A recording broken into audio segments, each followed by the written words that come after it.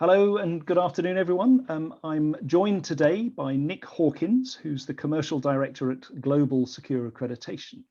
Nick has held a number of various roles and responsibilities over the last 25 years, focusing on the IT and cyber security sectors, a highly professional, experienced, self-motivated and committed winner and change agent who specializes in sales and business turnaround situations. Nick, hello and thanks for joining us.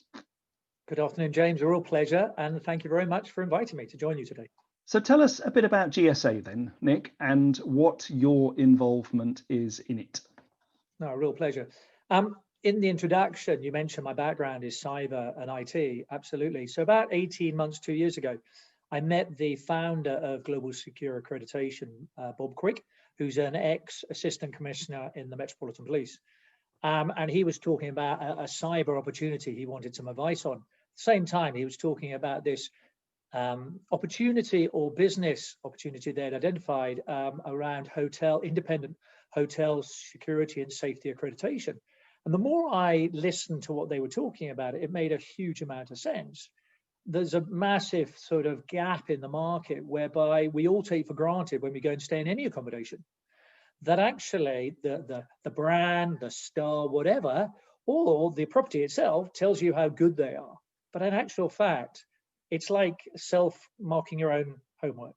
And they have basically developed an independent standard around safety and security for hotels and apart hotels globally with a regulator, an independent regulator, SFJ Awards, to deliver to corporates, travel management companies, and travelers the ability to know actually when you go and stay in a property that it's actually met an independent standard. We all know that when we stay in a property, how much you can learn about the quality of the food, the service and everything else. But actually, when it comes to safety and security, you have to take the word of the property or the brand. And as we know, the market is quite different in the sense of the barriers for brands and everything else. There's franchises, there's managed and everything else. And at the end of the day, it's really down to the local hotel owner whether a lot of these standards are implemented. So I got involved about 18 months, nearly 2 years ago now. So yeah. It's interesting. Clearly, we share a lot of the similar sort of aspirations when it comes to duty of care and the work that ASAP have been doing. But of course, the common objectives, guest safety, independent standards, accreditation and differentiation. We've spent probably, 18 months talking about this, you and I, and working predominantly independently of each other, promoting these core objectives to the very same clients independently of each other. So we've identified that we are therefore stronger together to provide a solution for corporates' accommodations requirements around assured safety and security, and have partnered as we've recently announced. So with that partnership, Nick, what are your thoughts on how we can best complement each other's activities here? I think the challenges for travel managers, corporates, is going to grow bigger by the day. And I think with the new ISO travel risk management standard coming out in the first half of next year, and the COVID-19 has had a huge impact, obviously, on the hospitality industry. But one of the things it has raised up in the corporate sort of risk and duty of care arena that you'll talk about is actually we do need, from a traveler perspective, we need to take more care around that traveler, literally from the moment they leave to the moment they come back. And, as we all know, actually, where you probably spend most of your time is in accommodation, whether it be apartments, hotels, whatever. And the travel risk management standard, this new standard, is going to put onus on the corporates, businesses, to look more in depth at where they're sending their people to, particularly from an accommodation perspective. And this, as I mentioned, marking your own homework won't be good enough. And there'll be more onus from a corporate on the accommodation provider and also TMCs to deliver this additional layer of safety and security. And this accreditation you talk about, and it's interesting. We both work closely with the Advantage Travel Partnership. And I think, again, both of us together can assist the likes of those organizations, those associations, to deliver improved quality of service and also a go-to organization around safety and security that's credible, respected and international. Because in reality, travel managers, TMCs, have got a big job to be able to deal with. So the ability to be able to work with ASAP stroke GSA to deliver this definitely meets one of their requirements within the new ISO standard. And what is that ISO standard? We've heard quite a bit talked about travel risk management and the fact that it's being introduced next year. What will it mean actually for the corporate traveller, and how can we support those efforts together to satisfy the requirements? So the new ISO standard 31030 is based off the risk management standard ISO 31000. It's a global standard. It is basically a benchmark. If you think about it, most travel managers, risk managers, when it comes to travel, really haven't had a benchmark. What is good? You know, when we look at how we send our people abroad and everything else, what this does is it puts a stake in the ground for any size of organization. And it literally is, if you're sending a traveler, whether it be internally within, say, the UK or internationally, what should you be looking at from a risk perspective?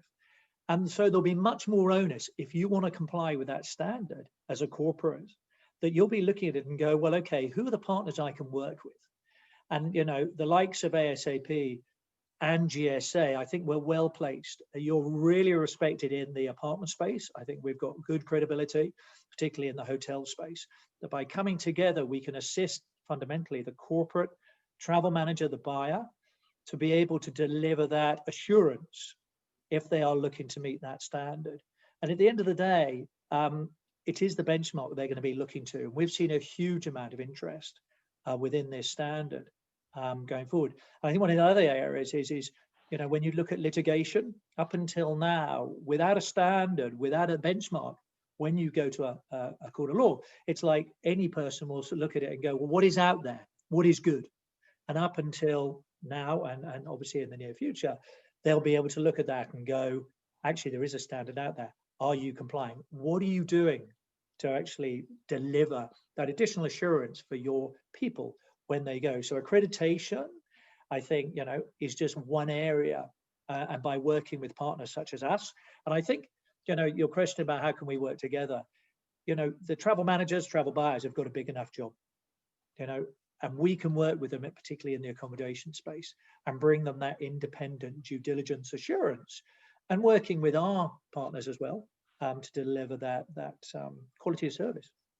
It's really interesting. And I think there's only, you know, we talk a lot about collaboration and working together, and clearly this is going to benefit the traveller. And I'm interested really, Nick, in what you're hearing from the corporate traveller about the future landscape of travel, and what risks will they need to mitigate against, and how can the service departments be best ready to satisfy their demands?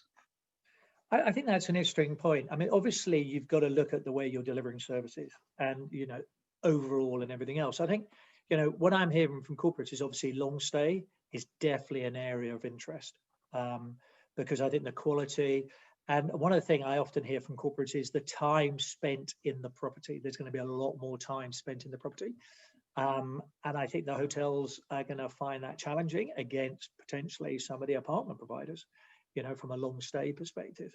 I think one of the other things is the corporate buyer is looking at it. Most of their programs are going to reduce in size. I think that's an accepted fact. So I think the buyer is going to have much more say in where they do and they don't go. You know, as a hotel chain said to me in New York, I think there's something like 500 hotels, 4 to 5 star in New York. There was oversupply and under demand prior to COVID. She said to me, and she's the head of their sales and marketing, she said, post-COVID, it's going to be 100 times worse than what it was before. So unless you can differentiate what you deliver, and safety and security is so much top of mind from a corporate buyer's perspective today. You know, if you're not getting that right, I think you're going to struggle. And you know, the new world, whatever you want to call that, I think it is. And I think, you know, whether you're a hotel, an apartment provider, the ones I talk to that are stepping up to make that difference, I think will be the people who succeed.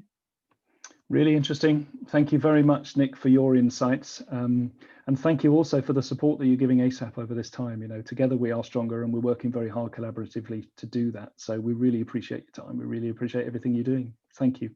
It's a pleasure to work with you, James, and your team. Thank you.